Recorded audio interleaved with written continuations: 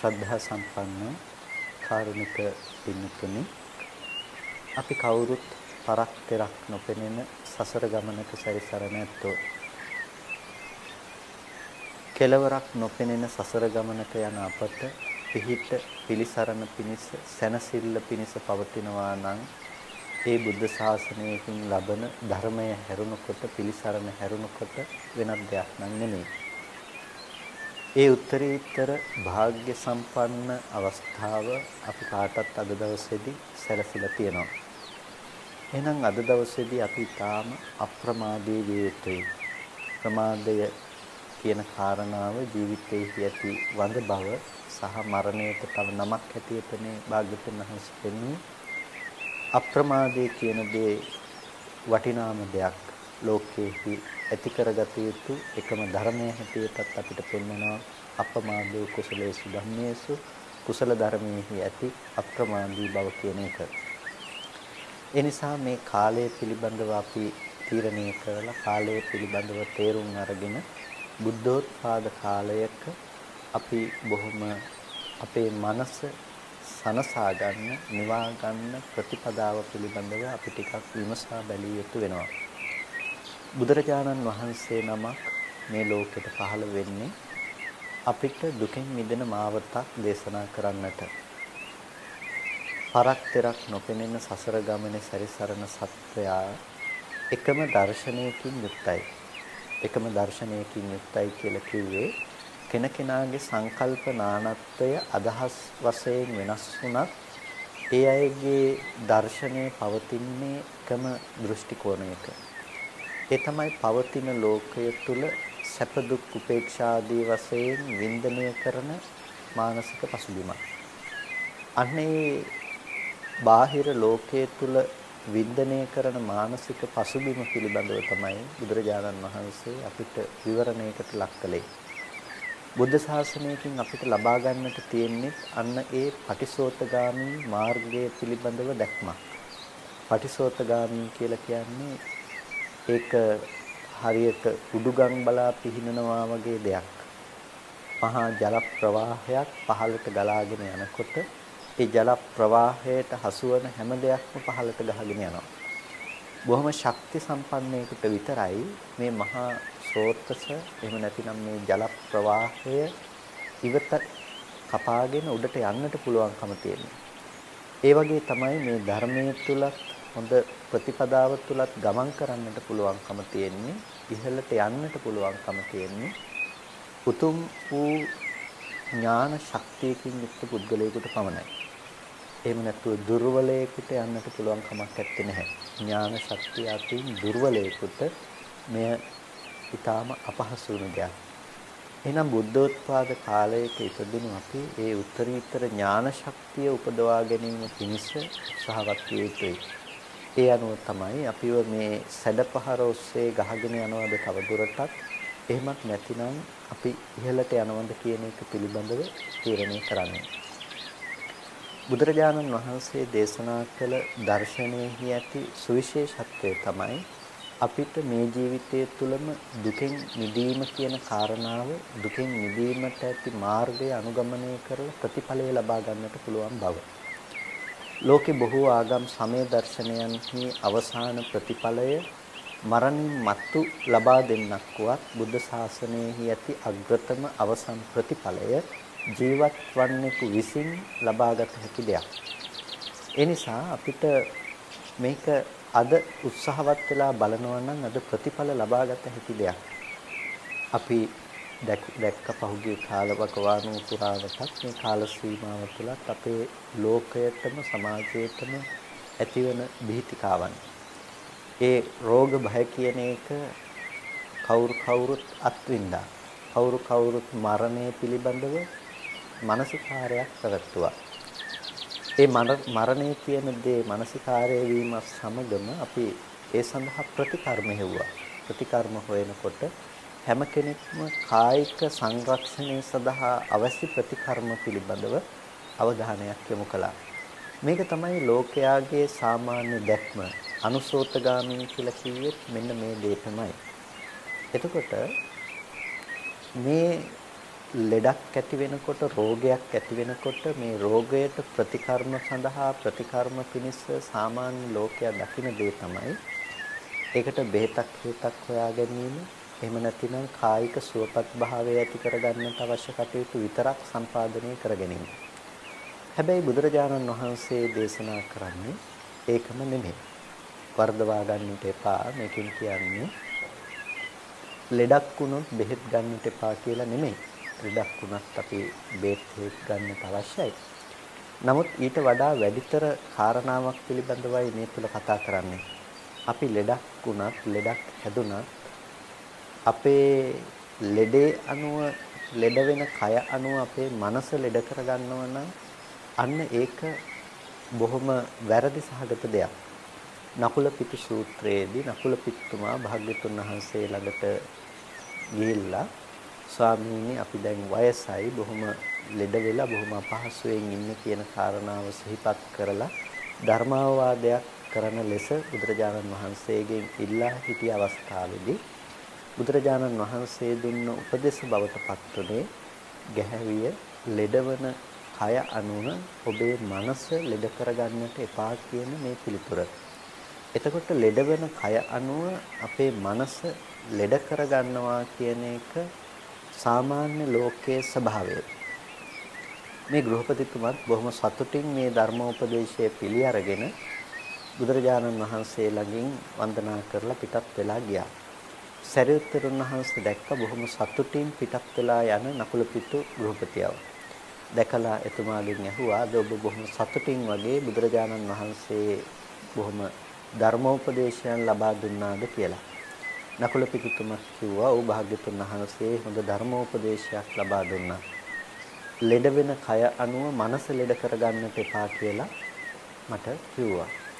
එතකොට සරියුත්තරුන් වහන්සේ අහනවා නකුල පිටුතුමාගෙන් "ඔබතුමා අහගත්තද භාග්‍යතුන් වහන්සේගෙන් ලෙඩ වෙන කය ඇතුව ලෙඩ වෙන මනසක් කියන්නේ මොකද්ද?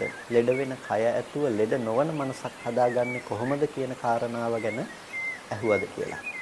අන්න එතකොට තමයි නකුල පිටු ගෘහපතිතුමාට ටිකක් හිතුනේ මට මේ කාරණාව තවත් විස්තර කරගන්නට තිබුණා නම් තවත් වටිනව නේද කියලා.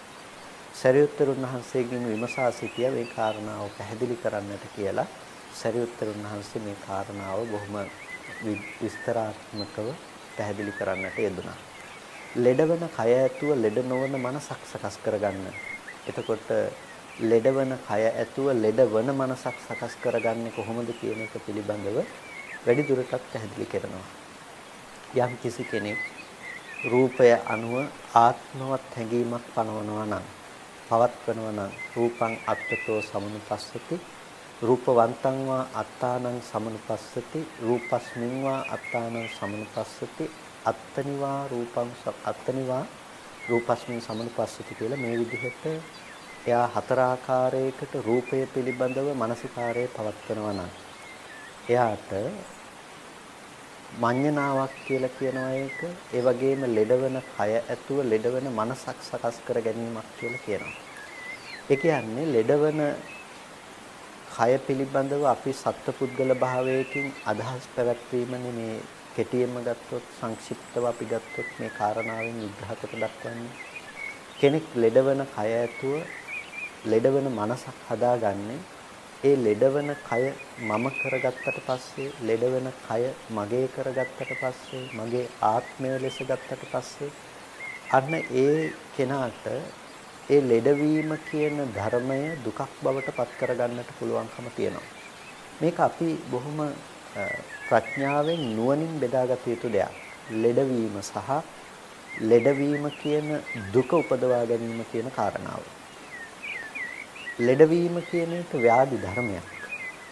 ව්‍යාධි ධර්මය ඔස්සේ ව්‍යාධි දුක උපදව ගන්න එක ඒක අපි කාටත් පුද්ගල බව තුළ ලැබෙන සංකලේශී බව නිසා ලැබෙන දෙයක්. ඒ නිසා ලෙඩවීම කියන ධර්මය ලෙඩ වෙන දුකක් ලෙස විඳීම කියන දේ අද අපි මෝඩකමත් එක්ක කරන දෙයක්. බුදුරජාණන් වහන්සේ දේශනා කරනවානේ අසෘතවත් පුතග්ජනයා එකම වේදනාවට දෙපාරක් දුක් විඳිනවා කියලා. ඒ කියන්නේ ලෙඩවීම කියන දේ කායික වේදනාව කෙනෙකුට ලැබෙනකොට ඒ වේදනාව මට ඇතිවෙන දෙයක්. ඒ වගේ මේ වේදනාව මගේ කෙනෙකුට ඇතිවන දෙයක් ලෙස වේදනාව සත්පුද්ගල භාවයෙන් ඇසුරු කරන්නට ගත්තට පස්සේ ඒ අනුව යන දුක Tamanට විඳින්නට පුළුවන්කම තියෙනවා. අපිට අමාරුම වෙන්නේ කායික දුකට වඩා කායික දුකත් උපාදානය කරගන්න මානසික දුකනේ. අපිට ඔළුවේ කැක්කුමක් හැදුනට ඔළුවේ කැක්කුමට වඩා අමාරු දේ තමයි මට පැයක් තිස්සේ තියෙන ඔළුවේ කැක්කුම. මොකද ඒ ඔළුවේ කැක්කුම මට ඇතිවෙන දෙයක්, පුද්ගලයෙකුට ඇතිවෙන දෙයක්, කෙනෙකුට ඇතිවෙන දෙයක් ලෙස ග්‍රහණය කරගත්තට පස්සේ ඒ එකම වේදනාව පිළිබඳව අපි දෙපැත්තකින් දුක් විඳිනවා. කයත් ස්පර්ශයක් නිසා මේ මොහොතේ ඇතිවෙන දුක් වේදනාවක් දැනෙනවා. ඒ වගේ මේ දුක් වේදනාව මම මගේ කියලා උපාදාන වශයෙන් අල්ලගත්තට පස්සේ ඒ නිසා එන දුකත් අපි විඳිනවා. ඒ නිසා එක්කෝ කෙනෙක් රූපය ආත්මවත් කොට ගන්නවා. මේ රූපය මම කොට මගේ ආත්මය කොට කල්පනා කරනවා. ඒ වගේම රූපවත් වූ ආත්මයක් තියෙන කියලා කල්පනා කරනවා. ඒ වගේම රූපස්මින් වාත්තානං සමනුපස්සති. ඒ වගේම රූපේ කෙරෙහි ආත්මය තියෙනවා කියලා. එහෙමත් නැත්නම් ආත්මය කෙරෙහි රූපේ පිහිටා සිටිනවා කියලා අත්නිවා රූපං සමනුපස්සති. එතකොට මේ මොනම ආකාරයකින් හෝ මේ කරන්නේ මඤ්ඤණාවක්. මේ හතර ආකාරයකින් කුමන ආකාරයකට හෝ මේ මම සහ තව පුද්ගලයින් කියන මේ දෘෂ්ටිය ඇතුළත් වෙලා තියෙනවා. මෙන්න මේ විදිහට මේ දෘෂ්ටිය ඇතුළත් කරගෙන ඉන්න සත්වයින්ට දෘෂ්ටිය අනුව කටයුතු කරන සත්වයින්ට බුදුරජාණන් වහන්සේ ධර්මදේශනා කළා මේ දෘෂ්ටියෙන් මිදීම පිණිස පවතින ඊටාම වැදගත් වටිනා දර්ශනයක්. අපි අවබෝධ කරගත යුතු වෙන්නේ මේ භාග්‍යතුන් වහන්සේ පෙන්වපු මේ දෘෂ්ටි සමුග්ඝාතයේ පිණිස පවතින දෘෂ්ටිය දුරු කිරීම පිණිස පවතින ඒ ආර්ය දර්ශනය පිළිබඳව අපි ටිකක් මෙනෙහි කළ යුතු වෙනවා. පින්නතුනේ අපි ඉස්සෙල්ලම බලන්නට ඕනේ අපිට ආත්ම සංඥාව පවතින්නේ කොහෙද කියන එක. ආත්ම සංඥාව පවතින තැන පිළිබඳව අපි කතා කරනකොට මූලික ලෙසම අපිට කතා කරන්නට පුළුවන්කම තියෙන්නේ රූපය පිළිබඳව. මොකද අද දවසේදී අපි රූපය අනුව ගිහිල්ලා රූපය පරියාපන්නව ඉන්න සත්වයින් විදිහට රූපයම තමයි ප්‍රධාන කරගන්නේ. ඒ නිසා ඔබට වේදනාව කියන ගතියකට වඩා රූපයක් සමග තමයි වේදනාව ප්‍රකට වෙන්නේ. යම්කිසි දෙයකින් ඇතිවෙන සැප වේදනාව කියන දේ රූපයක් සමග බැඳී පවතින දෙයක් හැටියටයි මතක් වෙන්නේ. එක්ක ඔබ කැමති ගීතයක් ඔබට සිහිපත් කරගන්නට පුළුවන්. ඔබ කැමති රූපයක් සිහිපත් කරගන්නට පුළුවන්. ඒකට සැප වේදනාව කියන දේ අපිට හමු වෙලා තියෙන රූපය ඇසුරු කරගෙනමයි. ඒ නිසා කාම භූමියේ සත්වය රූපය අනුව ගිහිල්ලා රූපේ පරියාපන්නව ඉන්නවා කියලා විස්තර කරනවා. රූපය අනුව ගිහිල්ලා රූපේ පරියාපන්නව ඉන්නකොට ඒ සත්වයින්ට රූපය පිරිසිදු දැක්ක යුතු වෙනවා. ඒ රූපේ පිරිසිදු දැක්ක යුතු නිසා බුදුරජාණන් වහන්සේ සලායතන සංයුත්තේ තුලත් වේදනා සංයුත්තේ තුලත් බොහෝ කොට ඛණ්ඩ සංයුත්තේ තුලත් මේ කාරණාවන් ඉතාමත් විස්තර සහිතව පැහැදිලි කරන්නට යෙදුන ප්‍රතිපදාව පිළිබඳව. එතනදී ඊටාම වැදගත් වන මුළු ත්‍රිපිටකයම පිරික්සා බලනකොට අපිට අත්‍යවශ්‍ය වන තේරුම් ගත යුතු දහම් පරයයක් පිළිබඳව ටිකක් අපි කතා කළොත් හොඳයි කියලා කල්පනා කළා. එෙහිදී මූලික ලෙසම වැදගත් වන කාරණාවක් තමයි අපි ආත්ම සංඥාව ගොඩනගෙන පැත්ත ගැන අවධානයක් යොමු කිරීම. මොකද අපි දැක්කම නකුල පිටු සූත්‍රයේ තුලත් ලෙඩ වෙන කය ඇතුව ලෙඩ වෙන මනසක් සකස් කර ගන්නවා කියනකොට රූපය ගැන තමයි අපි ඉස්සෙල්ලම කතා කළේ. එතකොට රූපය ගැන කතා කළා වගේම වේදනා සංඥා සංස්කාර විඥාන ගැන කතා කරනවා. නමුත් අපිට රූපේ තමයි මූලික ලෙසම හමු වෙන තැන. ආත්ම සංඥාව බැස ගැනීම රූපේ පැත්තෙන්. කොහොමද ආත්ම සංඥාව බැසගන්නේ? ඇස ඇති කල්හි රූපය ඇති කල්හි චක්කු විඥානය ඇති කල්හි ඒ පැත්තට කෙලෙස් සහිත මානසිකාරය නැතිනම් ආත්ම සංඥාව බැස ගන්නට පුළුවන්කම තියෙනවා. ඒ දේ සමග අපි නිස්සය වුණොත් ඒ නිස්සය වූහුගේ චලිතයක් පවතිනවා. ඒක තමයි අපි තේරුම් ගත යුතු දේ බවට පත් වෙන්නේ. ඒ කාරණාව වටහා ගන්නකොට පටිසම්භිදා මග්ගය වගේ ග්‍රන්ථයන්හි පැහැදිලි කරනවා බොහොම වැදගත් දහම් පරයයන්. ඒ දහම් පරයයන් අනුසාරයෙන් චතුරාර්ය සත්‍ය විභාගයත් සමග අපි යම් කරුණක් මෙතනදී සිහිපත් කරගත්තොත් ඒක ඊටාම වටිනවා. බුදුරජාණන් වහන්සේ ඇහැ ගැන, රූපය ගැන, චක්කු විඥානය ගැන දේශනා කරනවා. ඒක දේශනා කරනකොට ආකාර කිහිපයකට දේශනා කරනවා. එක තැනකදී අපිට චක්කුම් භික්ඛවේ පරිඤ්ඤයයන් රූපා පරිඤ්ඤයයා ඇහැ කියන එක පිරිසිඳ දැක්ක යුතුයි, රූප කියන එක පිරිසිඳ දැක්ක යුතු ධර්මය. ඒ වගේම චක්කු විඥානං පරිඤ්ඤයයන් චක්කු විඥානයේ පිරිසිඳ දැක්ක යුතුයි කියලා දේශනා කරනවා.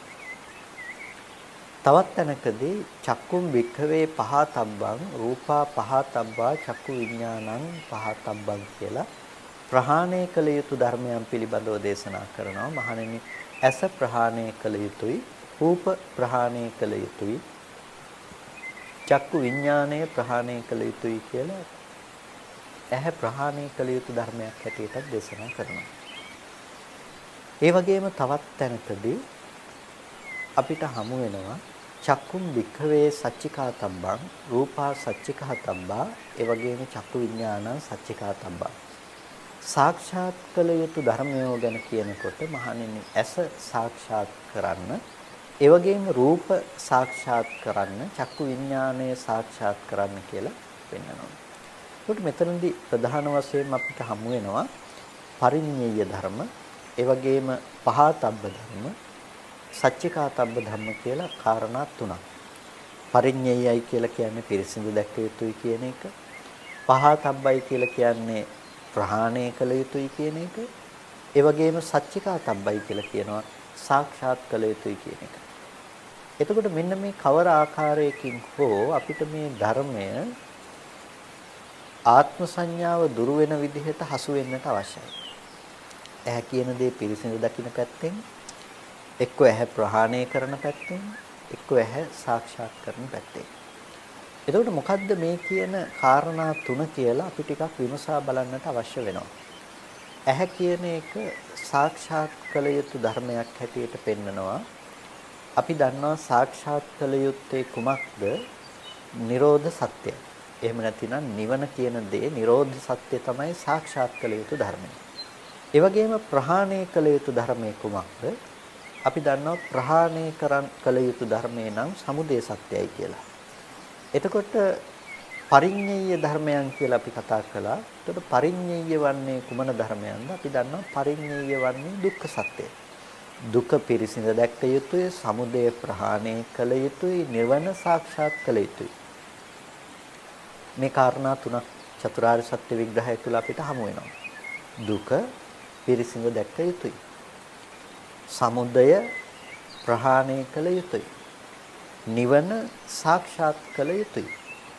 එතකොට අපි මේ තුනට අදාළව දැන් ඇහැ ගැන කතා කළා. ඇහැ පිරිසිඳ දැක්ක යුතුයි, ඇහැ ප්‍රහාණය කළ යුතුයි, ඇහැ සාක්ෂාත් කළ යුතුයි කියලා. පින්නතුනි, මේ ඔස්සේ බොහොම වැදගත් ධර්ම පරයයක්, ධර්ම කාරණාවක් තියෙනවා. ත්‍රිපිටකයේ පුරාවටම සමහර තැනකදී අපිට ඇහැ ගැන කතා කරනවා එක පැත්තකින්. එතන කතා කරන්නේ පිරිසිදු දැක්ක යුතු අර්ථයෙන් දුක්ඛ සත්‍යයට අයිති ඇහැක් ගැන. තවත් තැනකදී කතා කරනවා ප්‍රහාතව්‍ය අර්ථයෙන්, ඒ කියන්නේ ප්‍රහාණය කළ යුතු පැත්තෙන්. එතන කතා කරන්නේ ප්‍රහාණය කළ යුතු ධර්මයක් ගැන, සමුදය සත්‍ය පැත්තෙන්. තවත් තැනකින් කතා කරනවා සාක්ෂාත් කළගත යුතු පැත්තෙන්. එතන කතා කරන්නේ නිරෝධ සත්‍ය පැත්තෙන්. එතකොට දැන් ඇත්තටම ත්‍රිපිටකය තුල අපි බැලුවොත් එහෙම ඇහැ ගැන විග්‍රහ වෙන අවස්ථාවන් අපිට මෙන්න මේ තුන් තැනකට අදාළව ඇහැ ගැන දැනගන්නට තියෙනවා. පිරිසිඳ දැක්ක යුතු මට්ටමේ ඇහැක්, ප්‍රහාණය කළ යුතු ඇහැක්, ඒ වගේම සාක්ෂාත් කළ යුතු ඇහැක්. කෙනෙකු විසින් මෙන්න මේ පරයයන්ගෙන් මේක බෙදාගන්නේ නැතුව මේ හැම තැනකම තියෙන එකම ඇහැක් විදිහට කල්පනා කළොත් අන්න ඒකේනා මේ ධර්මය විශ්ලේෂණය කර ගැනීම වර්ධවා ගන්නවා. ඒ කියන්නේ කෙනෙක් හිතුවොත් එහෙම දැන් චක්කුම් භික්ඛවේ පහතබ්බං කියලා සූත්‍ර පාඨය අරගෙන ඇහැ ප්‍රහාණය කරන්නට කියලා දේශනා කරලා තියෙනවා කියන කරුණ අරගෙන එහෙනම් ඇහැ දුරු කරන්න කියලානේ කියලා තියෙන්නේ. එහෙනම් අපිට සිද්ධ වෙනවා මේ අපි හිතාගෙන ඉන්න මේ ඇහැ කියන මට්ටමම අයින් කරලා දාන්න. එතකොට නිවන් දකින්නවා කියලා කියන්නේ මේ ඇහැ නැති කළම දාන එක. එතකොට මේ තියනවා කියලා හිතාගෙන ඉන්න නැතිනම් මේ මානසික චක්ෂුෂය අයින් වෙලා ගියොත් එහෙම කොහොමද රහතන් වහන්සේ ජීවත් වෙන්නේ කියලා කෙනෙක් එක පැත්තකින් අර්ථය අරගෙන මේ ගැන වැරදි අදහසකට පත්වන්නට පුළුවන්කම තියෙනවා. ඒ නිසා මේ කාරණා පිළිබඳව ත්‍රිපිටකයේ විග්‍රහ වෙන මේ කරුණු පිළිබඳව අපි ඊටමත් ප්‍රඥාවෙන් නුවණින් මේ කාරණා විග්‍රහ කරගන්නට ඕනේ. ඒ නිසා මේ කතා කරන්නේ ඇස් තුනක් ගැන. ඇස් තුනක් ගැන කියලා කියන්නේ පිරිසිදු දැක්විය යුතු ඇහැ, ප්‍රහාණය කළ යුතු ඇහැ සහ සාක්ෂාත් කළ යුතු ඇහැ කියලා කතා කරන තැන අවස්ථා තුනක පවතින මානසික පසුබිම් තුනක් පිළිබඳවයි කතා කරන්නේ. එතකොට පිරිසිදු දැක්විය යුතු ඇහැ කියන තැන කුමක්ද අපි පිරිසිදු දැක්විය යුත්තේ? අපි කතා කරලා තියෙනවා මීට පෙර රූප කාණ්ඩ ආදී දේශනා තුළ ඒ වගේම නොයෙක් ධර්මපරයයන්ගෙන් අපි සාකච්ඡා කරලා තියෙනවා. ඇහි ස්වභාවය පිළිබඳව. ඇහැ කියන එක හටගෙන ඉතුරු නැතුව නිරුද්ධ වෙන ධර්මයක්. ඇහැ පනවන්නේ රූපයත් සමගමයි. රූපයෙන් තොරව ඇහත්, ඇහෙන් තොරව රූපයක් කතා කරන්නේ නැහැ. හැම වෙලාවකදීම රූපයට සාපේක්ෂව ඇහි ඇති බව, ඇහැ ඇති කල්ලි රූපයේ ඇති බව කතා කරන්නේ. මේ දෙකෙන් එකක්වත් නැතුව අනිත් ධර්මයේ පැවැත්ම පිළිබඳව කතා කරන්නේ නැහැ. එකක් ඇති කල්හිමයි අනිත් ධර්මයේ ඇති බවට අපි කතා කරන්නේ. ඒකත් මෙන්න මේ විදිහට පින්නතුනේ අපිට ඇහැ පිළිබඳව දකින්න පුළුවන්කම තියෙනවා. ඇහැ පිළිබඳව මේ විදිහට අවබෝධ කරගන්නකොට, ඇහැ පිළිබඳව මේ විදිහට අපි දැනගන්නකොට මේ ඇහැ යථාර්ථයක් විදිහට යථාභූත ස්වභාවය දර්ශන කෘත්‍ය સિદ્ધ කරන අවස්ථාව. ඒ කියන්නේ ඇත්තටම අපිට පෙනීම කියන සිද්ධිය, පෙනීම කියන සිදුවීම ඇති කරන අවස්ථාව තමයි ඇහැ තියනවා කියන තැන. යම් කිසි කෙනෙකුට ඇහැ හටගන්න බව තියෙනවා නම් ඒ ඇහැ තියෙන බව ප්‍රකට වෙන්නේම රූපය වර්ණ සටහන ඇහැට පතිත වීමත් සමගමයි. අන්න ඒ මට්ටමේ ඇහැ අහුත්වා සම්භූතං පෙර නොවීම හටගත්ත දෙයක්. ඒ වගේම හුත්වා න භවිස්සති වී අනාගතයට පවතින්නේ නැහැ. එතකොට නොතිබී ආව හටගත්තා. ඒ වගේම වර්තමානයේහි වී අනාගතයට නොපවතිනවා. ඒක තමයි ඇහි ස්වභාවය. එතකොට ඇහි ලක්ෂණය වෙන්නේ පෙර නොතිබීම හටගෙන ඉතුරු නැතුව නැති වෙන කම. අන්න ඒ මට්ටමේ ඇහැ නැතිනම් දර්ශන කෘත්‍ය සිදු කරන ඇහැ අන්න ඒ ඇහැ පරිඤ්ඤයයක් ඇහැක්. මොකද අපි දැක්ක දුක්ඛ ආර්ය සත්‍ය තමයි අපි පිරිසිදු දැක්ක යුතු වෙන්නේ. දුක්ඛ ආර්ය සත්‍යයේ පිරිසිදු දකිනකොට ඒ දුක කියන එක දුක්ඛ ලක්ෂණ ටිකකින් අපි මීට පෙර කතා කරලා තියෙනවා. ඒ තමයි සංකතාර්ථයෙන් කතා කරලා තියෙනවා, පීලනාර්ථයෙන් කතා කරලා තියෙනවා, විපරිණාමාර්ථයෙන්, සංతాපාර්ථයෙන් දුක්ඛ ලක්ෂණයක් කතා කරනවා. ඇහැ කියන එක අහේතුකව අප්‍රත්‍යව ඉපදුණු දෙයක් නෙමෙයි. අවිද්‍යා කර්ම තණ්හා ආහාර කියන මේ හේතු නිසා සකස් වුණ දෙයක් තමයි ඇහැ කියන එක. එතකොට ඇහැ අවිද්‍යා ප්‍රත්‍යයෙන් හටගත්ත දෙයක්, කර්ම ප්‍රත්‍යයෙන් හටගත්ත දෙයක්, තණ්හා ප්‍රත්‍යයෙන් හටගත්ත දෙයක්, ආහාර ප්‍රත්‍යයෙන් හටගත්ත දෙයක්. ඇහැ කියන එක මේ හේතු ටික ඇති කල්ලි හටගෙන හේතු ටික නැති වෙලා යනකොට නැති වෙලා යන ධර්මයක්. එහෙනම් අපිට පේනවා ඇහැ හේතු නිසා හටගෙන හේතු නැති වෙනකොට නැති වෙන දෙයක්. රූපය හේතු නිසා හටගෙන හේතු නැති වෙනකොට නැති වෙලා යන දෙයක්. එතකොට ඇහැ රූප දෙකේ එකට ගැටීමක් තියෙනවා නම් මේ දෙදෙනාට දෙදෙනා එක්කෙනෙක් ඇතිකල්ලි අනිත් කෙනාගේ පහළවීම කියන දේ අපිට පේනවා. හේතුවට ඕන විදිහට පවතින්නට පුළුවන් කමක් නැත්තේ නැහැ මෙතනදී. මොකද ඇහැ රූප පැත්තෙන් අපි හේතු විදිහට කතා කළොත් ඇහැට පුළුවන් කමක් නැහැ Tamanට ඕන විදිහට පවතින්න. රූපෙට පුළුවන් කමකුත් නැහැ Tamanට අවශ්‍ය විදිහට පවතින්නට. ඇහි ආයු සන්තතිය ඇතිතාක් පවතිලා එයා එහෙම නැති වෙලා යනවා. රූපේහි ආයු සන්තතිය ඇතිතාක් පවතිලා එයා එතනම හටගෙන එතන නිරුද්ධ වෙලා යනවා. එතකොට මේ හටගෙන නිරුද්ධ වෙන සිද්ධවීමක් මේ දෙක අතරතුර පවතින්නේ ඇස සහ රූපය කියන තැන. මෙන්න මේ මට්ටමේදී අපි නුවණින් දැක්ක යුතුයි ඇහැ කියන එක. ඒකට තමයි පරිඤ්ඤයයි කියලා කිව්වේ. පිරිසිදු දැක්ක යුතු මට්ටමක් කියලා කිව්වේ. ඇහැ හටගෙන නිරුද්ධ වෙන ධර්මයක් ලෙස පිරිසිදු දැක්ක යුතුයි. එතකොට ඒ ඇහැ ප්‍රහාණය කළ යුතු ඇහැක් නෙමෙයි. ඒ ඇහැ ප්‍රහාණය කළ යුතුයි කියනවා නම් අපි ඉන්නේ වැරදි තැනක. ඒ ඇහැ කිසිම විදිහකින් ප්‍රහාණය කරන්නට පුළුවන් කමක් නැත්තේ නැහැ. ඒක ප්‍රහාණය කළ යුතු මට්ටමේ ඇහැක් නෙමෙයි. හේතුව ඒ ඇහැ ඇත්තටම උපදින වෙලාවේදී චක්කු ප්‍රසාදය ඇති කරන තැනදී චක්කායතනයේ උපදින වෙලාවේදී නැතිනම් රූපය ඇහැට ගැටෙන මොහොතේදී අපිට සමුදය සත්‍ය උපදින්නෙත් නැහැ, නිරෝධ සත්‍ය උපදින්නෙත් නැහැ, මාර්ග සත්‍ය උපදින්නෙත් නැහැ. එතන එකම සත්‍යයි දුක්ඛ සත්‍ය පවතිනවා. එතකොට හේතු නිසා සකස් වෙනවා කියන දුක්ඛ ලක්ෂණය පවතින නිසා එතන දුකයි කියන කාරණාව විතරයි අපිට කතා කරන්නට පුළුවන්කම තියෙන්නේ. අනිත් එකක්වත් කතා කරන්න බෑ. එහෙනම් ඒක ප්‍රහාණය කළ යුතුයි කියන එක යෙදෙන්නේ නැහැ. ඇයි? එතන සමුදය නැති නිසා. එහෙනම් අපි සමුදය සත්‍යයට අදාළව ඇහැ ප්‍රහාණය කළ යුතුයි කියලා කතා කරනවා නම් ඒ ප්‍රහාණය කළ යුතු ඇහැ සමුදය සත්‍ය අනුව ගියපු ඇහැ. සමුදය සත්‍ය අනුව ගියපු ඇහැක් නම් ඇත්තටම ඒ ඇහැ හට ගන්න වෙලාවේදී නෙමෙයි හටගෙන ඇහැ ඉතුරු නැතුව නිරුද්ධ වුණ තැනක ඇහැ නැවත ඇති හැටියට ගන්න මොහොතක ඇහැ. ඒකනේ ඒ ඇහැ ප්‍රහාණය කළ යුතුයි කියලා කියන්නේ. ඒක ඇහැක්කයි කීවාට ඇත්තටම ඇහැ පිළිබඳව අපේ ඇති මනස තුල ඇති දැනගන්නවා කියන ලක්ෂණය මිසක රූපේ නෙමෙයි. ඇහැ කියන එක පිළිබඳව අපි නැවත මානසිකාරය පැවැත්වීම. ඔකට හොඳම නිදර්ශනයක් අපිට දක්වන්නට පුළුවන් අනාථපිණ්ඩිකෝ වාද සූත්‍රයේදී අනේපිඬු සිටුතුමාට සරියුත්තරුන් වහන්සේ අවවාද කරනවා. අවසාන කාලයේදී අනේපිඬු සිටුතුමා බොහොම දැඩිසේ ගිලන්ව සිටින අවස්ථාවේදී ගැහැවිය ඔබේ සිතට ඇස ඇසුරු නොවේවා. ඔබේ විඥාණයට ඇස ඇසුරු නොවේවා. ඔබේ විඥාණයට රූපය ඇසුරු නොවේවා. ඔබේ විඥාණයට චක්කු විඥාණය ඇසුරු නොවේවා. එතකොට ගැහැවිය ඔබේ විඥාණයට ඇස ඇසුරු නොවේවා කියන තැන කතා කළේ කුමක් සඳහාද? අශෘතවත් කෙනාගේ එහෙම නැතිනම් ධර්මය අවබෝධ කරගත්තේ නැති කෙනෙකුගේ තියෙන ස්වභාවය තමයි එයාගේ විඥාණය ඇස ඇසුරු කරන බව. විඥානයේ රූපය ඇසුරු කරන බව, විඥානයේ චක්කු විඥානය ඇසුරු කරන බව. එතකොට මේ ඇස ඇසුරු කරන බව එතන තියෙන්නේ ඒ ඇස කෙරෙහි නැවත නැඹුරු වෙන එක. ඇත්තටම ඇහැ පවතිනව නෙමෙයි මේ මොහොතේදී. ඇහැ හටගෙන නිරුද්ධ වුණ තැනකදී ඇහැ ඇති බවට ඇහැ පැත්තට නැවත නැඹුරු වීම. රූපය ඇති හටගෙන නිරුද්ධ වුණ තැනක රූපය ඇති බවට රූපයේ දෙසට මනසින් නැඹුරු වීම. මේක තවත් සූත්‍රයක් ඇසුරෙන් අපිට විමසන්නට පුළුවන් කුම්මෝපම සූත්‍රයේදී කුම්මෝව අංගානි සකේ කපාලේ සමෝදහම් බික්ඛු මනෝවිතක්කේ. එතකොට අර ඉබ්බ තමන්ගේ කබල ඇතුළට අවයව ටික බහාගත්තා වගේ මේ මනෝවිතර්ක හකුලව ගන්න කියනවා.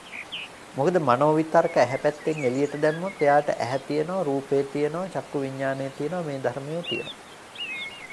තවත් සූත්‍රයක් ඇසුරින් අපි ওই කාරණාව අරගෙන බැලුවොත් සමිද්දි ලෝකපඤ්ඤ වගේ සූත්‍ර දේශනාවලදී සමිද්දි ලෝකපඤ්ඤත්ති වගේ සූත්‍ර දේශනාවලදී එතකොට සමිද්දිතරුන් වහන්සේ මේ ලෝකය කියලා පනවනවා කොතකින් ලෝකයේ පැනවීම තියනවද කියලා අහනකොට බුදුරජාණන් වහන්සේ දේශනා කරන්නේ මේ ඇස ඇත්නම් රූපය ඇත්නම් චක්කු විඥානය ඇත්නම් මේක තමයි ලෝකය. ඇස තියෙන තැනක රූපේ තියෙන තැනක චක්කු විඥානයේ තියෙන තැනක ලෝකයයි යන ප්‍රඥප්තියට ගිහින් තියෙනවා. එතකොට මේ ලෝකය පිළිබඳව අපිට කතා කළේ මේ සලායතනික ලෝකයක්. ඒ කියන්නේ මේ ඇහැ ඇති බවට උපාදාන වශයෙන් ගන්න තැනකදී අපිට දකින්නට පුළුවන් රූප තියෙන ලෝකයක් පිළිබඳව අපිට හැඟීමක් තියෙනවා. ඔබට දැන් ඔබ මේ ඉඳගෙන ඉන්න අවස්ථාව තුලදී ඔබේ පිටුපස ඇති බවට ඔබට හැඟීමක් තියෙනවා. ඔබට ඒ පැත්ත බලන්නට පුළුවන්කම තියෙන්නේ ඒ ඇති බවට ගත්ත සංකල්පය නිසා. ඔබ ඒක මීට පෙර දැකලා තියෙනවා කියන හැඟීමත් එක්ක. එතකොට අන්න ඒ ඇති බවට ගත්ත හැඟීම අපිට පවතින්නේ කුමක් නිසාද? අපිට ඒක සංකල්පයේ තුලින් හටගෙන ගෙනත් දෙන දෙයක්. අපිට මීට මොහොතකට කලින් අපේ පිටුපස තිබුණ දේ දැකපු කම දැන් ඇහැට ඒ වර්ණ රූපේ පතිත වෙනව නෙමෙයි. ඒ වෙලාවේ තිබුණ ඇහැට තාම පෙනෙනව නෙමෙයිනේ අපේ පිටුපස කියන එක. නමුත් අපි ඒ අනුව පවත්නා මානසිකාරය නිසා අපි හිතනවා අපි දැකපු දේවල් ඒ පිටිපස්සේ තාම තියෙනවා කියලා. අන්නේ කරන වැරදි සහගත සංකල්පනාවට කියනවා අපේ හිත ඇස ඇසුරු කරනවා. අපේ හිත රූපය ඇසුරු කරනවා. හිත චක්කු විඥානය ඇසුරු කරනවා කියලා. එතකොට ඇස විඥානය ඇස ඇසුරු වෙනකොට එහි ස්වභාවය ඇත්තටම ඇහැ නැති තැනක ඇහැ තියෙනවා කියලා පුද්ගලයෙකුට හමු වෙන ඇහැක් පිළිබඳව අපිට දැනුමක් ගොඩනගලා තියෙනවා. රූප දකින්න පුළුවන් ඇහැක් මට තියෙනවා.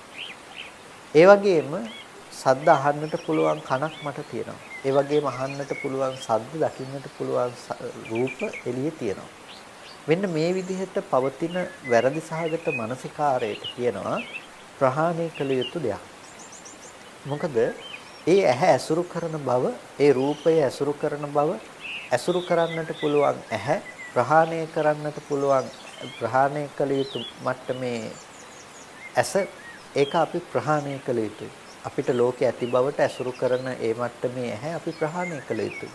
ලෝකයේ ඇති බවට ඇසුරු කරන රූපය එය අපි ප්‍රහාණය කළ යුතුයි. එතකොට මේ ඇස රූපය ප්‍රහාණය කළ යුතු මට්ටමේ දෙයක් ලෙස තමයි කතා කරන්නේ. අන්න එතකොට අපිට දැන් අපි මේ ඇස් දෙකක් පිළිබඳව කතා කළා.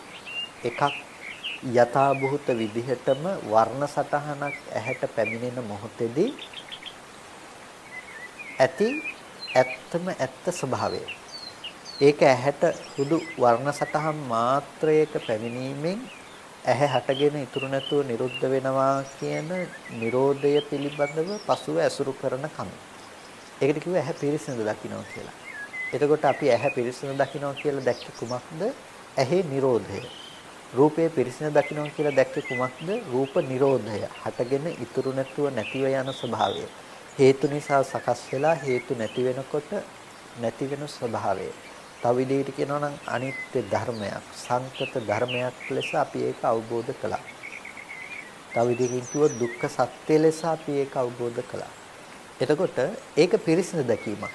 ඒක අපි නුවණින් මෙනෙහි කරලා නුවණින් එතන ඇති යථාර්ථය අවබෝධ කිරීමක්. ඊට පස්සේ අපි ඇහැ කතා කළේ පිරිසිදු දැක්ක යුතු මට්ටමේ ඇහැ නෙමෙයි ප්‍රහාණය කළ යුතු මට්ටමේ ඇහැ ගැන. ප්‍රහාණය කරන්නට ඕනේ කියලා කියන්නේ දුරු කළා දාන්නට ඕනේ. ඒ ඇහැ දුරු කරන්නට කියලා කියන්නේ අපිට බෑනේ මේ ජීවිත සම්පතියේ තියෙනකම්ම පේනවා කියන ගතිය අයින් කරන්න පුළුවන් කමක් නැහැනේ. එතනට කවදාවත් අපිට මෝඩකම හරි නුවණ යෙදෙන තැනක් නොවන නිසා අපිට පුළුවන් කමක් නැහැ ඒක අයින් කරලා දාන්න. එහෙනම් මොකද්ද අපි නැති කරන්නට ඕනේ? අපිට නැති කරන්නට පුළුවන් දේ තමයි ඇස නැති තැනක ඇස ඇසුරු වෙන මෝඩකම අපිට නැති කරන්න පුළුවන්. ඇහැ හටගෙන නිරුද්ධ වුණත් ඇහැ හටගෙන නිරුද්ධ වුණායින් පසුව ඒ ඇහැ නැවත ඇති බවට උපාදාන වශයෙන් ඇසුරු කරන උපාදාන වශයෙන් ඇති කරගන්න මෝඩකම අපිට නැති කරන්නට පුළුවන් දෙයක්. අන්නේ මෝඩකම නැති කරගන්න එක තුල ඇහි ප්‍රහාණය කියන දේ කතා කරනවා. ඒ නිසා තමයි අනාථපිණ්ඩිකෝ ආද සූත්‍රයේදී ගැහැවිය ඔබේ විඥාණය ඇස ඇසුරු නොකරවා කියලා කිව්වේ. ඇස ඇසුරු වෙන්නට දෙන්න එපා කියලා කිව්වේ. එතකොට ඇස ඇසුරු වෙන කම හිතෙන් ඇහැ ඇසුරු කරන කම හිතෙන් රූපය ඇසුරු කරන කම කියන එක සම්පූර්ණම අවිද්‍යාව සමග මිශ්‍ර වෙලා තියෙනවා. ඒක නොදන්නා කම සමග මිශ්‍ර වෙලා තියෙනවා.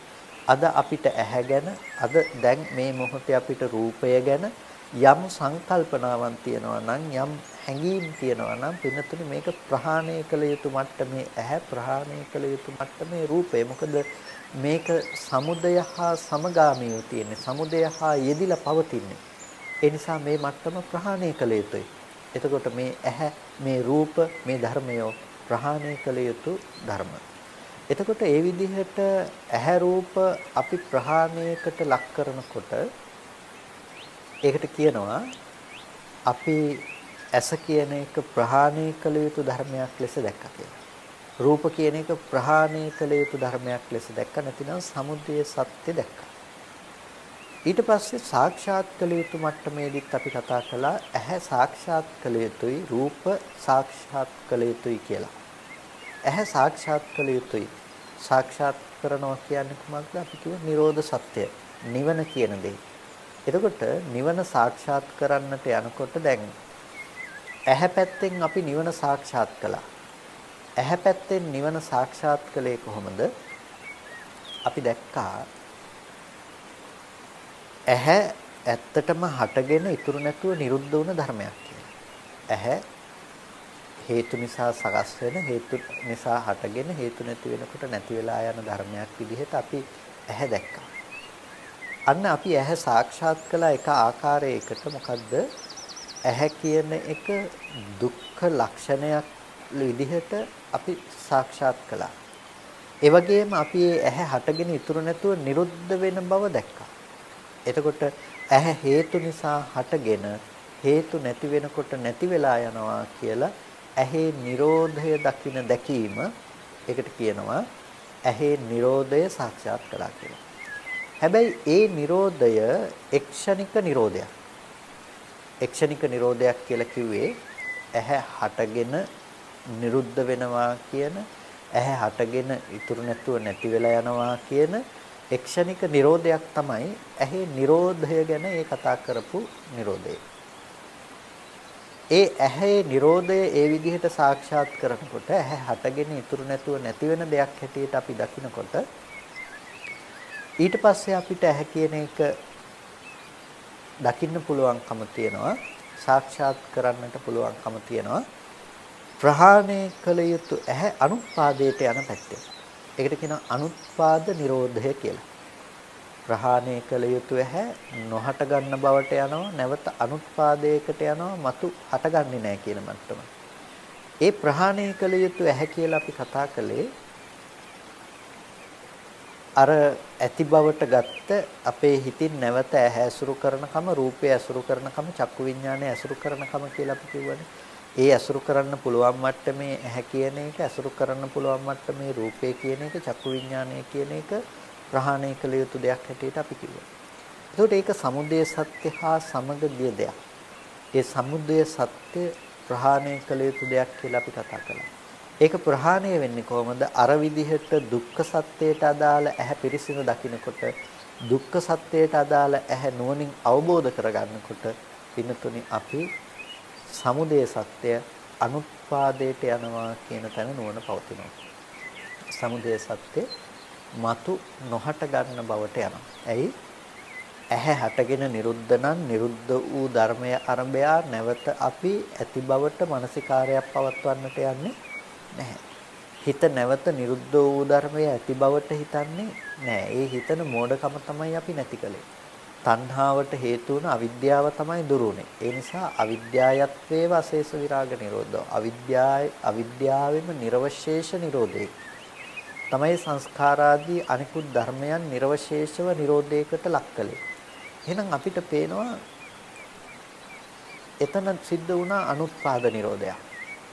දැන් ඔබට සාක්ෂාත් කරන්නට ඇහැ රූප දෙක සාක්ෂාත් කරන්නට යනකොට නිරෝධය දෙපැත්තකින් සාක්ෂාත් කළා.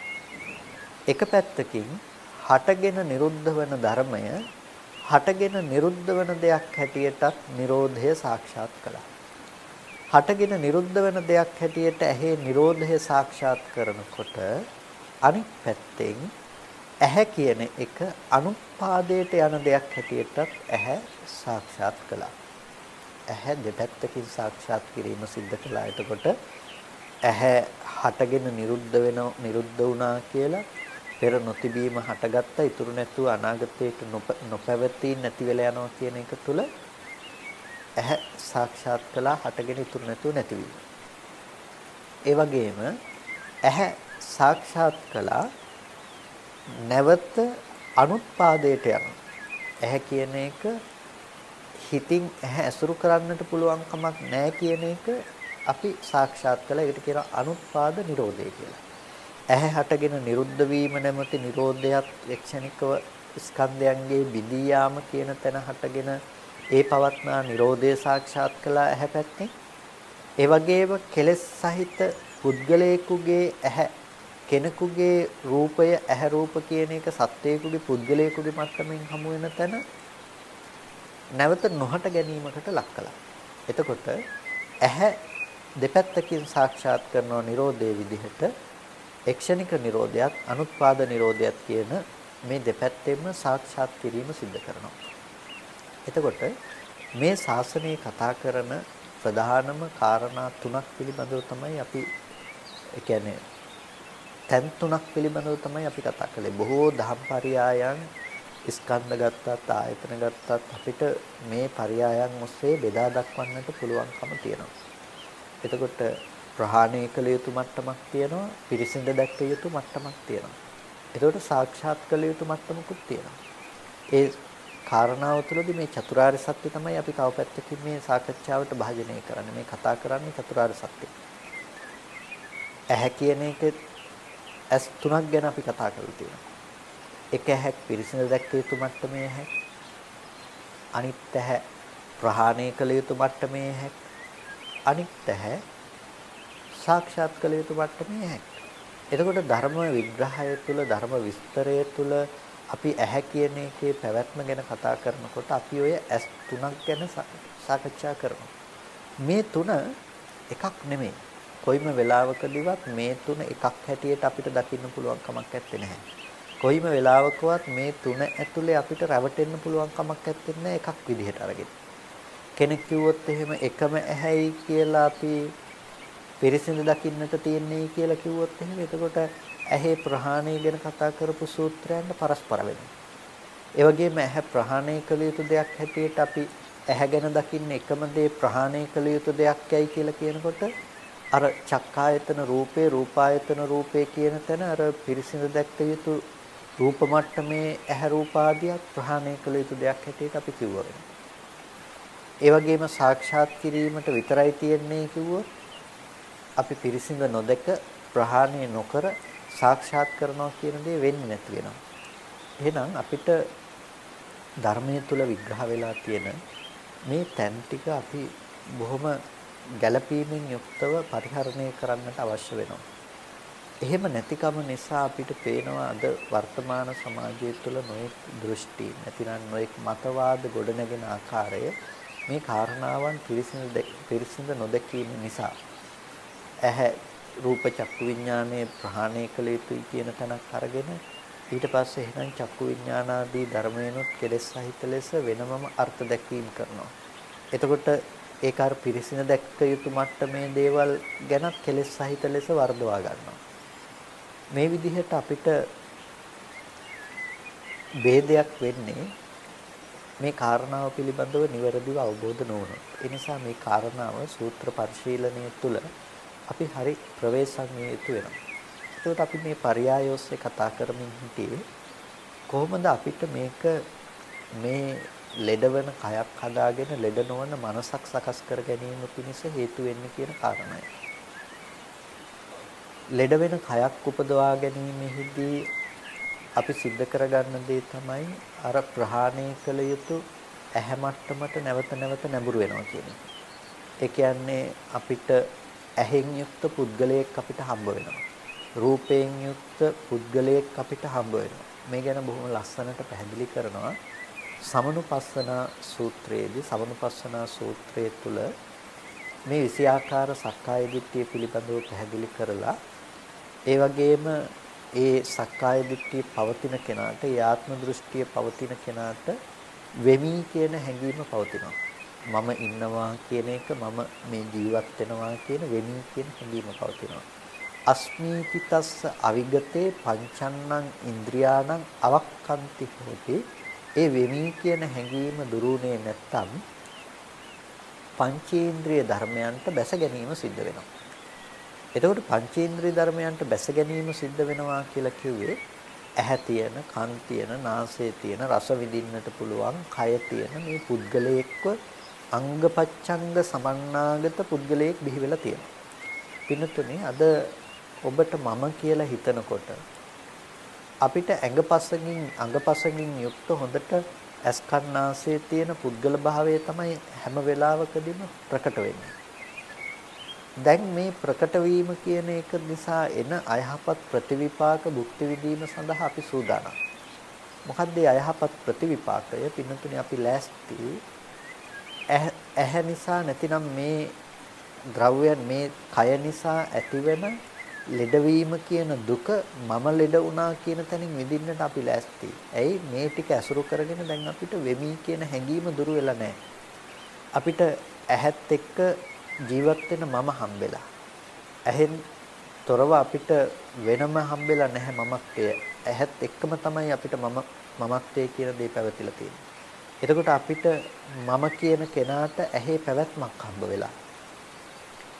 රූපේ කියන කෙනාට රූපේ තියනවා කියන කමත් එක්කම තමන්ගේ රූපය හම්බ වෙලා. එතකොට මේ ලක්ෂණ ටිකත් එක්ක තියෙන එක තමයි මේ ඉන්ද්‍රියන්ගේ යුක්ත පුද්ගල බව නිර්මාණය වෙලා. ඇස කන නාසය දිව ශරීරය කියන මේ අංගපච්ඡංග සමන්නාගත පුද්ගල භාවයක් හටගත්තට පස්සේ දැන් පින්නතුනේ පුද්ගලයෙකුට එන දුක විඳින්න පුළුවන්කම තියෙනවා.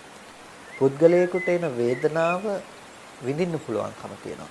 ඒක සත්වයකට පුද්ගලයෙකුට ඇතිවන වේදනාවක් බවට පත් වෙනකොට ඒක හරි අපහසු දෙයක්. ඒ වගේම සසර ගමනකට එයාව අරගෙන යන දෙයක් නේ. ඒක ලෙඩ වෙන කය ඇතුව ලෙඩ වෙන මනසක් සකස් කරගන්න එක. ලෙඩ වෙන කයක් තියෙනවා. දැන් කය ලෙඩ වෙනකොට මොකද වෙන්නේ? ඒ ලෙඩ වෙන කය අනුව තමන්ගේ මනසත් ලෙඩ කරගෙන තියෙනවා. පින්නතුනේ ලෙඩවීම කියන එක ධර්මයක් ලෝකේ. ඒක හේතු නිසා සකස් වුණ ඕනම දෙයකට හේතුන්ගේ වෛකල්‍යතාවය එහෙම නැතිනම් හේතුන්ගේ වෙනස් වන ස්වභාවය කොතනටත් පොදුයි. ඒක ජීවි අජීවි ભેදයකින් තොරව පවතින දෙයක්. අපි දන්නවා අජීවි ගහකට කැලේ තියෙන ගහකටත් ලෙඩවීම කියන දේ උරුම කරගෙන පවතිනවා. ඒ ගහත් මරණය කියන දේ, ජරාව කියන දේ උරුම කරගෙන පවතිනවා. එතකොට ඒක ජරා ධර්මයක්. ඒක පුද්ගලයෙකුගේ නෙමෙයි. පුද්ගලයෙකුගේ නොවන නිසා ඒක දුකකුත් නෙමෙයි. ඒ ගහට මම දුක් වෙමි කියලා හැඟීමක් ඇති වෙන්නේ නැහැ. ඒ වගේම ඒ ගහ අනුව අපිට අනේ තව කෙනෙක් දුක් වෙනවා කියන හැඟීමක් ඇති වෙන්නේ නැහැ. පින්නතුනේ මේ රූපයත් ඊට වඩා වැඩි වෙනසක් ඇත්තේ නැහැ. ප්‍රත්‍ය සමුප්පන්න වූ රූපේට ප්‍රත්‍යයෙන් හටගත් රූපේට ප්‍රත්‍යවයිකල්‍යතාවයෙන් ප්‍රත්‍යංගයේ වෙනස් වීමෙන් රූපයේ වෙනස් වීම සිද්ධ වෙනවා. එතන පඨවි ධාතුව වැඩි වුණොත් ඒ ප්‍රශ්නයක්, ආපෝ ධාතුව වැඩි වුණොත් ඒ ප්‍රශ්නයක්, තේජෝ ධාතුව, වායෝ ධාතුව වැඩි වුණොත් ඒ ප්‍රශ්නයක්. එතකොට මේ අනාත්ම ධාතුව අනාත්ම ලක්ෂණයන්ගෙන් අනාත්ම විදිහට පැවැත්මක් තියෙනවා. ඒ අනාත්ම පැවැත්ම මම කරගෙන තියෙන කෙනාට පින්නතුනේ දැන් එයාට පේන්න වෙනස් වෙන්නේ මහා භූතේ, වෙනස් වෙන්නේ සතර මහා ධාතුව. සතර මහා ධාතුව වෙනස් වෙනකොට දැන් මම වෙනස් වුණා කියන දේ තමයි විඳින්න පුළුවන්කම තියෙන්නේ. නැතිනම් මගේ දේ වෙනස් වුණා කියන දේ තමයි විඳින්න පුළුවන්කම තියෙන්නේ. එතකොට ඔන්න ලෝකෙට දුක් විඳින්න පුළුවන් මනසක් හැදිලා. දැන් කය ලෙඩ වෙනකොට ලෙඩ වෙන කය අනුව තමන්ගේ මනස ලෙඩ කරගන්නට පුළුවන්කම ලැබිලා. එතකොට තමන්ගේ කය ලෙඩ වෙලා යනකොට ඒ අනුව තමන්ට පේනවා අනේ මාව ලෙඩ වෙනව නේද? අනේ මගේ අය ලෙඩ වෙනව නේද? දැන් පින්නතුනේ අපිට ඇත්තටම දුක්ුනේ ලෙඩවීම කියන ධර්මයේද? එහෙම නැතිනම් අපිට ඒ ලෙඩවීම කියන ධර්මය අනුව අපි ඇති කරගත්ත ලෙඩවීම කියන පුද්ගලයෙකුගේ ලෙඩවීම කියන මානසිකාරය නිසාද? අපිට පේනවා අපි දුක කියන දේ උපදවාගත්තේ, දුක කියන දේ සකස් කරගත්තේ ඇත්තටම පුද්ගල භාවය හා සම්මිශ්‍රව ඇති කරගත්ත දෙයකින් මිසක මොනම මොහතකවත් දුක කියන දේ උපදවාගත්තේ දුක කියන දුක්ඛ ධර්මය අනුව ගිහිල්ලා නෙමෙයි කියලා. එතකොට දුක්ඛ ධර්මයේහි ස්වභාවය තමයි ඒක රූපේට පොදු ධර්මයක්. ප්‍රත්‍ය වෙනස් වෙනකොට රූපේ වෙනස් වීම කියන දේ. ඒ ලෙඩවීම කියන දේ අනුව අපි පුද්ගල භවකින් ඇසුරු කරනකොට දැන් මගේ ලෙඩවීම හම්බ වෙනකොට මගේ අයගේ ලෙඩවීම හම්බ වෙනකොට අපිට ඒක ටිකක් ඉවසන්නට අමාරුයි. ඒ නිසා තමයි ලෙඩවීමේ දුක කියලා කියන්නේ. වෙනතුනේ ලෙඩවීමේ දුකෙන් මිදෙන්නට පුළුවන් මේ ශාසනය. ලෙඩවීමේ දුක නැති කරන්නට පුළුවන් මේ ශාසනය. මොකද ලෙඩවීමේ දුක ඉපදුනේ ඇත්තටම කය ලෙඩවීමෙන් නෙමෙයි මනස ලෙඩවීමෙන් නිසා. ලෙඩවීමේ දුක මානසිකාර ප්‍රත්‍යයෙන් ඇති කරගත්ත දෙයක්. සංකල්පමේ වශයෙන් විඳින දෙයක්. ලෙඩවීමේ දුක ගහක් ගලක් ලෙඩ වෙනකොට අපිට දුක එන්නේ නැහැනේ. බුදුරජාණන් වහන්සේ එක සූත්‍රයකදී අහනවානේ භික්ෂුන් වහන්සේලාගෙන්, මහණෙනි ඔබලට මේ ජේතවනාරාමයේ අසුරු කරගෙන ජේතවනාරාමයේ තියෙන ගස් කොළන් ලී දඩු ආදී ගමේ මිනිස්සු අරගෙන ගියොත් එහෙම මහණෙනි කිම ඔබලට හිතෙනවද මේ මිනිස්සු මම අරගෙන යනවා මගේ දේවල් අරගෙන යනවා කියලා? නැහැ ස්වාමීනි, එහෙම හිතෙන්නේ නැහැ. එතකොට අන්න ඒ වගේ තමයි පින්නත් අපිට මේ රූපය ලෙඩ වෙනකොට ඇත්තටම රූපේහි ස්වභාවය ලෙස කෙනෙක් රූපය අවබෝධ කරගෙන තිබුණොත් ඒක මම ලෙඩ වුණා මගේ අය ලෙඩ වුණා කියලා වැරදි සාගත දෙයකින් එයාට ඇසුරු වෙන්නේ නැහැ.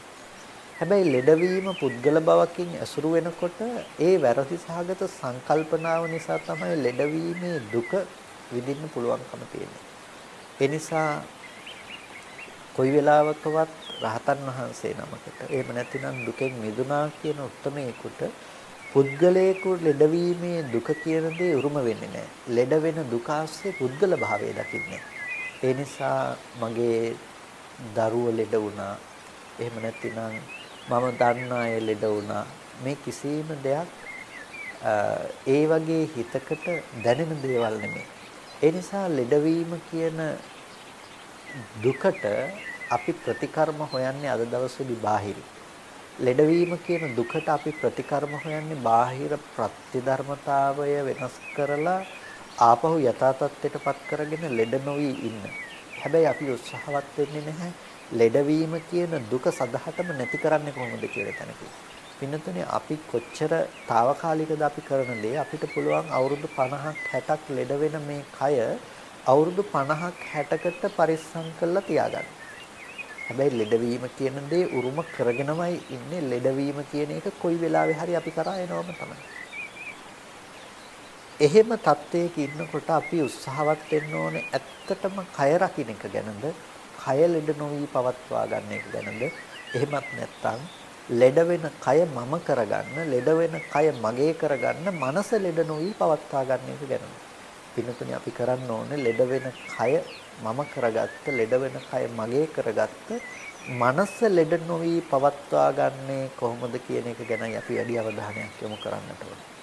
අපිට පුළුවන් නම් ඒ මනස ලෙඩ නොවි පවත්වා ගන්නට පින්නතුනේ කායික දුක තරම්ම දුකක් බවට පත්වන්නේ නැහැ. ඒ නිසා අපි අද දවසේදී ලෝකේ එකම දිශාවකට දුවන්නම් වාලෙම දුවන්නේ නැතුව ටිකක් අපි නතර වෙලා බැලුවොත් පින්නතුනේ අපිට මේ ලෙඩවීම කියන දුක නැති කරන්නට පුළුවන්. ජරා මරණ දුක නැති කරන්නට පුළුවන්. ඒ නිසා අපි මේ ගැන ටිකක් කල්පනා කරන්නට ඕනේ. මේ ගැන අප්‍රමාදී වෙන්නට අපි අවශ්‍ය කටයුතු සම්පාදනය කරගන්නට ඕනේ. ඒ නිසා මේ කාලවකවානුව ඔබට හොඳ පාඩමක්, අපේ ජීවිතයට අපිට හොඳ දෙයක් එකතු කරගන්නට පුළුවන්. ලෙඩ වෙන කය ඇතුව ලෙඩ නොවන මනසක් සකස් කරගන්නට අවශ්‍ය වටපිටාවක් අපිට ගොඩනගා ගන්නට පුළුවන්. ඒ සඳහාම මේ දේශනාව හේතු උපනිශ්‍රේ කරගනිවා කියලා අපි හැමදෙනාටම ආශිර්වාද කරනවා. මේ විදිහට සිද්ධ කරගත්ත සියලු කුසල ධර්මයන් අපි අනුමෝදන් කළ යුතුයට අනුමෝදන් කරමු. පළමුවෙන් අපට අර්ථයෙන් ධර්මයෙන් අනුශාසනා කළ අපේ ධර්මාචාර්ය අවසරයි මාංකඩවල සුදස්සන ස්වාමීන් වහන්සේට, මාංකඩවල නන්දරතර ස්වාමීන් වහන්සේට, ස්වාමීන් වහන්සේලා දෙනමතම මේ උතුම් කුසලයේ උතුම් නිවනින් සැනසීම පිණිසම හේතු පාරමිතාවක් වේවා කියලා අපි ආශිර්වාද කරනවා. ඒ වගේම මේ සියලුම කුසල ධර්මයන් සියලු දෙවියෝ මේ පින් අනුමෝදන් වන ලබත්තා, සියලු දෙවියන්ට මේ පින් උතුම් නිවනින් සැනසෙන්නටම හේතු පාරමිතාවක්ම වේවා කියලා සාදු කියලා දෙවියන්ට පින් අනුමෝදන් කරන්න.